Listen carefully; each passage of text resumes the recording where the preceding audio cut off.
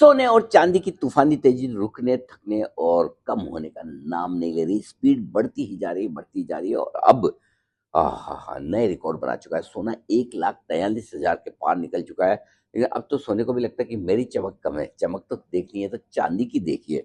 चांदी में नया रिकॉर्ड बना है आज सुबह सुबह 2,85,000 का।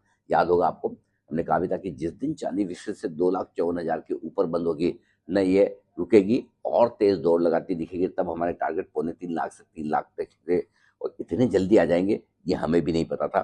3 लाख के बेहद करीब पहुंचते दिख रही, सिर्फ 15,000 रुपए दूर बची है। और आजकल तो आपको पता ही है जिस तरह से तेजी हो रही है, क्या आप भरोसा करेंगे, 1 दिसंबर से लेकर अब तक चांदी में 1 लाख रुपए की तेजी हो चुकी है। जहां आपने सही सुना, 1 लाख रुपए बढ़ा है चांदी का दाम सिर्फ 1.5 महीने में।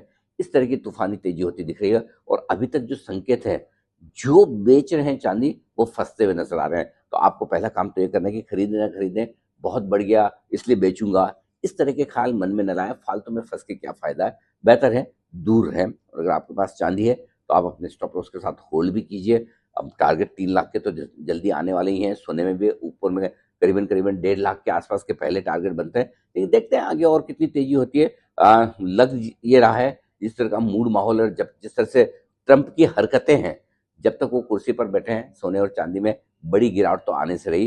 तेजी कितनी बनती है ये इस बात पर डिपेंड करता है कि अगले आने वाले कुछ दिनों में ट्रंप ईरान के ऊपर किस तरह का और कितना एक्शन लेते हैं। लेकिन तब तक मजबूती बनी रहेगी और हमें लगता है यहाँ से भी और मजबूत हो सकता है।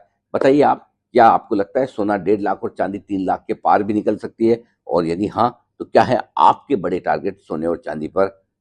और खरीदना चाहते हैं तो आप किस लेवल पर? आ जाए तो आ जाए, पता नहीं, लेकिन अपने लेवल्स जल्दी से बताइए।